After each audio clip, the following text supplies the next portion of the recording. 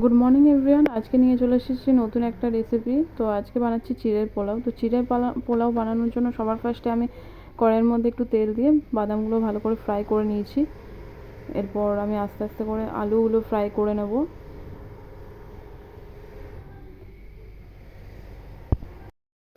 তো আলুগুলো এবার আমি কড়াইয়ের মধ্যে দিয়ে দিয়েছি। আলু আর কিছু কাঁচা লঙ্কা আছে, তো এইগুলো এখন আমি ভালো করে ফ্রাই করে নেব। একটুখানি নুন দিয়ে দিচ্ছি,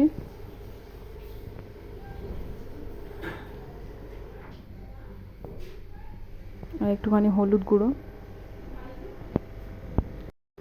তো নুন আর হলুদটা এখন আলুর সাথে ভালো করে মিশিয়ে দিতে হবে।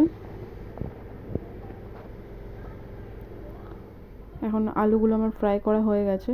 এরপর আমি ওপর থেকে কাজু আর কিশমিশগুলো ভালো করে ধুয়ে নিয়েছি, আলুর মধ্যে দিয়ে দেবো। হালকা একটু ফ্রাই করে নেবো এগুলো।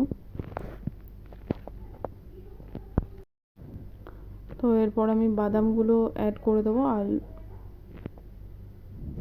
কাজু আর কিশমিশগুলো ফ্রাই করা হয়ে গেছে। এখন আমি বাদামগুলো দিয়ে দিচ্ছি ওপর থেকে, সবগুলো ভালো করে মিশিয়ে নেব।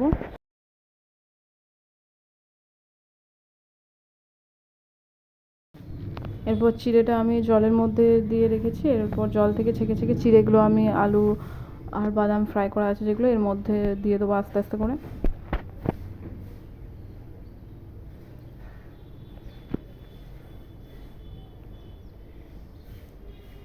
এবার এটা ভালো করে মিক্স করে নিতে হবে, আর একটুখানি ওপর থেকে চিনি দিয়ে দিতে হবে।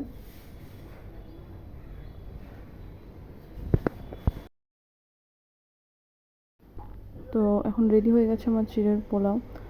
এরপর ভালো করে মিক্স করে নিতে হবে। তো আজকের ভিডিওটা তোমাদের দেখতে কেমন লাগলো কমেন্ট করে জানাতে ভুলো না। ভালো লাগলে লাইক